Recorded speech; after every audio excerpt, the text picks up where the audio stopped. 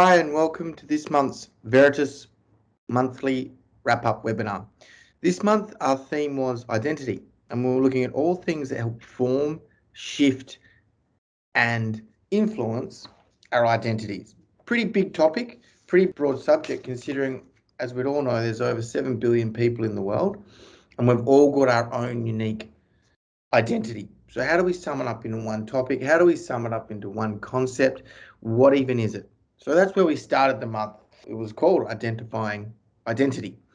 And this was looking at all the things that contribute to helping us form that sense of self, form that filter in which we look at the world and dictate what our place is within that world, which is sort of what we're starting to uncover when you say, what is identity?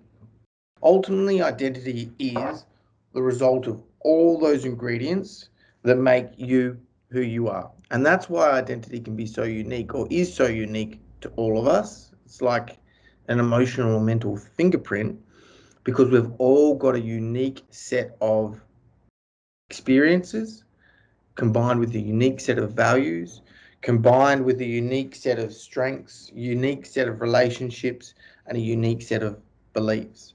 So all these unique variances come together to then form that sense of identity. It is the ingredients that come together that then form that cake of who we are. And the other interesting part about identity as well is that even if we were to have the same experiences, same relationships, same beliefs, same everything, values as someone else, the importance we put on those different experiences, the importance we put on each of those individual values, what we tell ourselves about each of those individual relationships can vary. We can weight them all differently, which can then create a very unique identity from one person to the next. And this is also obviously influenced by what the world tells us to think, or suggests more accurately for us to think about ourselves and our place within it. So identity is a really interesting subject. There is no right or wrong identity. There's probably just more identities that are based in truth. Am I telling myself properly or factually how to interpret my experiences? Am I truly reflecting appropriately on what my strengths and weaknesses are and what I am truly capable of? Or am I underplaying or overplaying my abilities in certain areas, and where that might result in me ending up in my life and my legacy? So one thing as well to identify is the differentiation between identity and personality. They're definitely related, but they're very different. Identity is what you give yourself. Identity is that internal perception, that internal collaboration and amalgamation of all those experiences, those relationships, those values, those stories, those strengths, those wanted legacies that dictate what we tell ourselves about who we are and our role in the world. Personality is then how you play out or portray that identity as well. Yeah. So your identity is something you're living out consistently. Personality, and what we need to make space for ourselves and others, is those behaviors that portray it and those preferences that portray it as well. And they can be in line with our identity, and we can also exhibit behaviors and portray preferences from time to time which are outside our identity as well. We are not always going to portray who we truly are, and we are going to make mistakes, whether that be based off emotion, whether that be based off naivety in a new experience, and we don't know what our identity tells us or how it tells us to react to this moment and experience, which is why we might develop preferences over time and change our behaviors to certain situations over time as we become more accustomed to them. But identity, as I was saying, was the amalgamation of all those values. It is internal, values, experiences, relationships, beliefs, how we combine them to form our sense of who we are. Personality is then how we portray that. How do we live that out? Personality can be within identity, and countering our identity also at times. And it is when our personality and identity are aligned that we are feeling our best, that we are most in sync, that we feel like we are positively contributing to the journey that we want our lives to follow. When our personally, or more specifically our behaviors, are contradicting that identity, is when we can feel that disconnect. When we feel like we are not living out our values and our sense of self-worth can go down. And also when we feel like we are not progressing with who we want to be as well. So identity is a really complex factor of who we are. It is also a really important concept and part of who we are as well. So it is important that not only that we have a strong sense of identity, but that we adapt and grow with that identity as well, or that identity grows with us as we shift through life. A strong sense of identity gives us confidence. A strong sense of identity gives us stability. And a strong sense of identity helps us to make sense of the world around us. Because, again, with 7 billion people in the world, everyone's going to have a different opinion on a certain issue. Everyone is going to have a different opinion on a certain matter. A strong sense of identity helps us to stick with what we believe and what we think. Because if we don't have that, we can get confused quite easily. So identity is what forms our belief of ourselves and also then what our place is within the world. Our identity relates to what we see ourselves being capable of. Our identity influences what we want our legacy to be. It informs what we feel we are not capable of as well. And it obviously informs what we feel like we are worthy of and not worthy of. Are we worthy of happiness or not happiness? Are we worthy of being a leader in our field or not as well? It therefore helps us to prioritize, form biases, which are helpful in quickening up our decision-making processes, helps us therefore make decisions, helps us be decisive, and it helps us to become motivated or unmotivated about certain things as well. It helps us, rightly or wrongly, set expectations of ourselves and therefore assigns our self-worth. It is a yardstick to which we can only hold ourselves accountable because we know what our true identity is and isn't. And through that, it can either be a terrific strength of ours or a really limiting factor as well. If our identity is one that pushes us, it can be positive. If our identity is one that limits us, it can be negative. It can limit the amount of effort or discipline that we place on ourselves and in the search of or realization of a goal. If our identity is one that we tell ourselves that we are incapable of something, that we are not disciplined, that we are lazy, that is going to flow on into how you then approach your goals. If you call yourself and identify yourself as being a lazy person, then you are going to allow yourself to be lazy. It's just who I am. I can't do that. I don't have the discipline or the rigor to chase down that goal.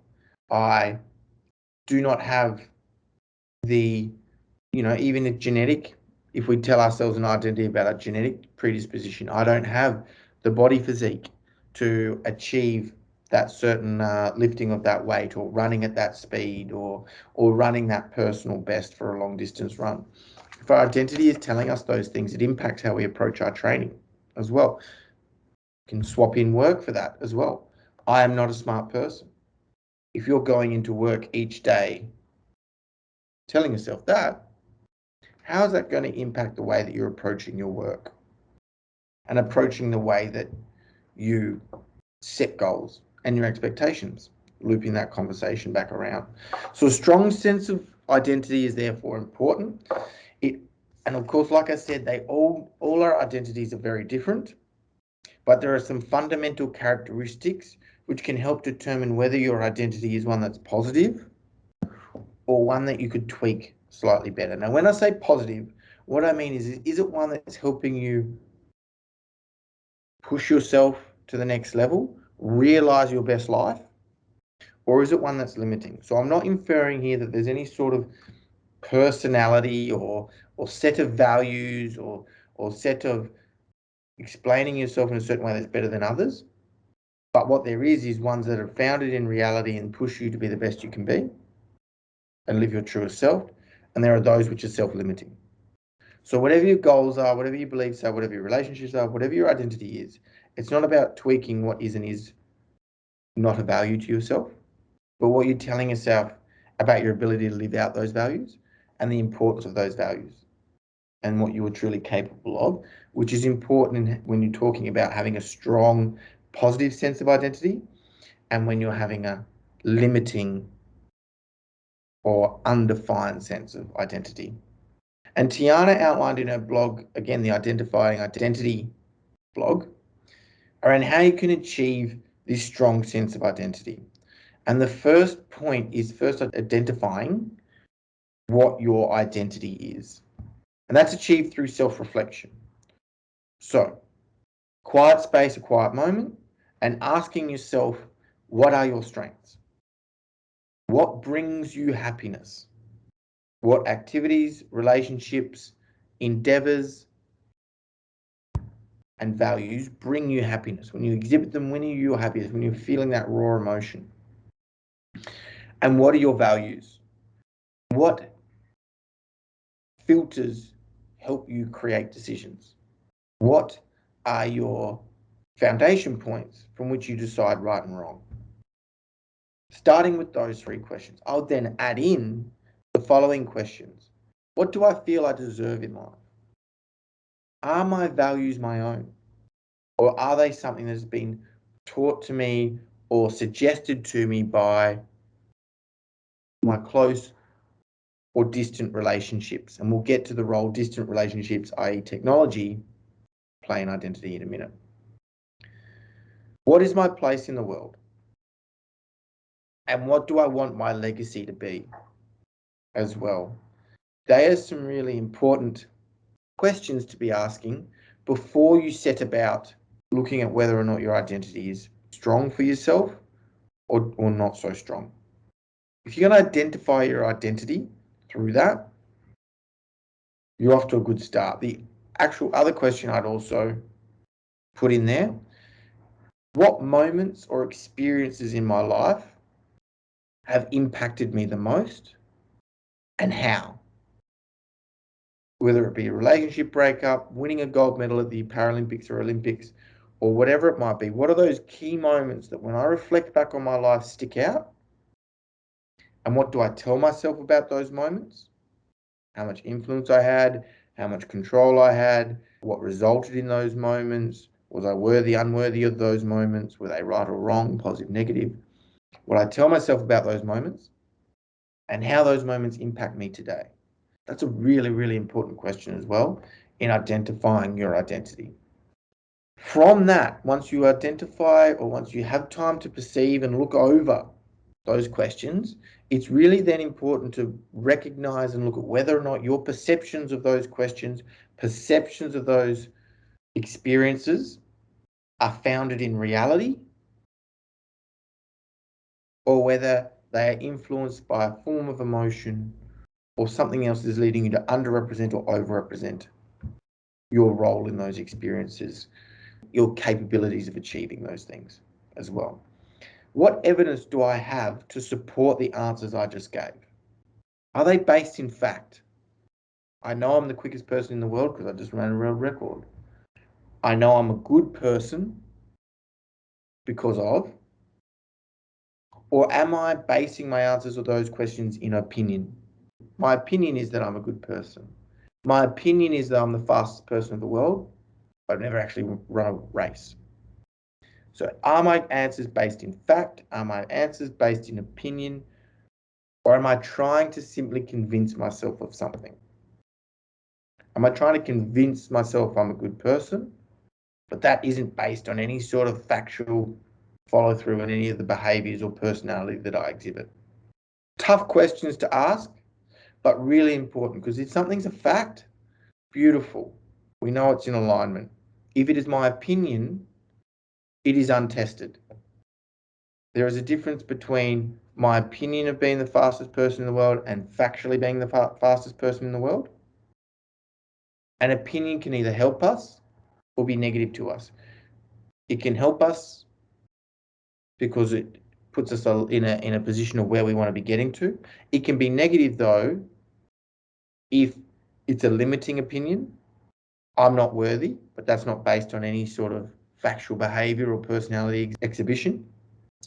Or I am overcapable. I believe I deserve everything in the universe, but not living out behaviors that are in alignment with that. So you can start to identify where you are and are not exhibiting through your personality, your identity. And then if you're trying to convince yourself of something, I mean, that's a real deep reflection point for you to be going into, because that is when you need to know, well, why am I trying to convince myself? Why is this not fact? What am I doing which is undermining and leading me to need to convince myself of something rather than this being a fact or an opinion? Once you do all that, you can start to get a really good sense of your identity and what its impact is on you, and then what changes you might want to be making to that identity.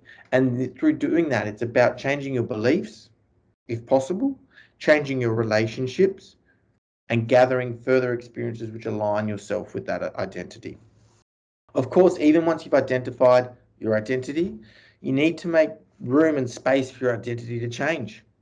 As you go from being a young, carefree 20-year-old into a 30, 40-year-old parent, your identity does change. So make room for it to grow with your physical body as well. Give it room to grow with how your career progresses, how your family progresses, how your relationship progresses. So keep coming back to these questions as well. Maybe a fact has turned into opinion because you haven't lived out those behaviors of late. Maybe an opinion's progressed into a fact because you have achieved that status within the organization or career that you're looking to achieve. Come back, reassess your values. What was important to you one day may not be important to you the next. So come back and reflect on them as well. Now, I want to finish this webinar with the role that technology plays in our identity. And Tian, later in the month, introduced this concept, the role of technology in our identity.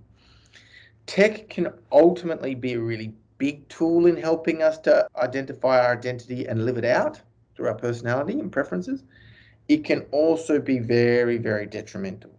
And ultimately, in my opinion, the difference is whether we use technology as a way of exhibiting our identity or whether we use technology as a way of forming our identity. Yep. Are we reliant on technology? Are we reliant for technology to tell us how we should behave, how we should believe, what we should be doing? Or do we use technology as a way of exhibiting to others who we are, what we do, and what we believe? This, of course, can then make technology a minefield because we've all got different personalities, different identities. It means our personas and our presence on technology can be different and it can be polarizing.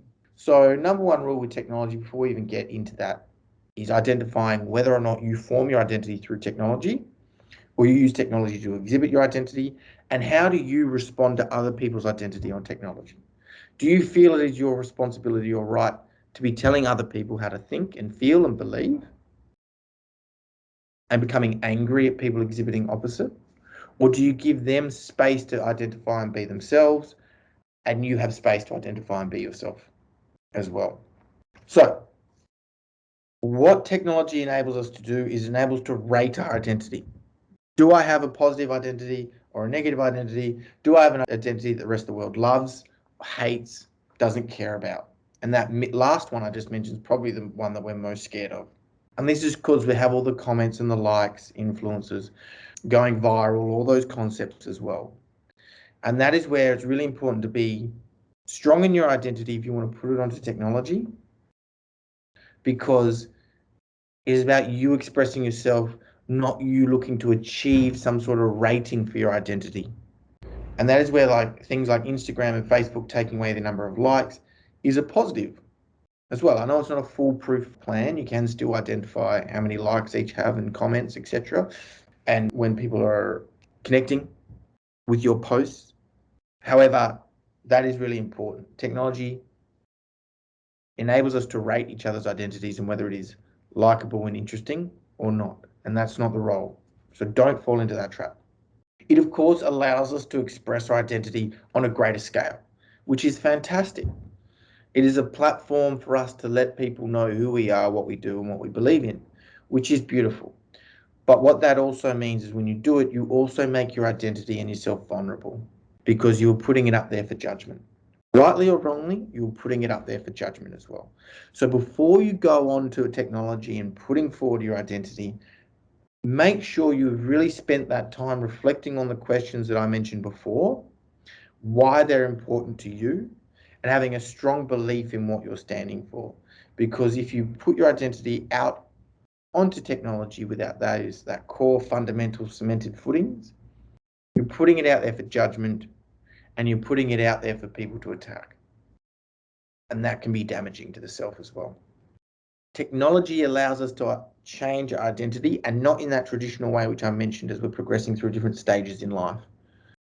It allows us to be one thing, one person in real life, and something else or someone else in another life. We can adapt it quickly. If you're viewing technology as not an important part of your life, this isn't really important.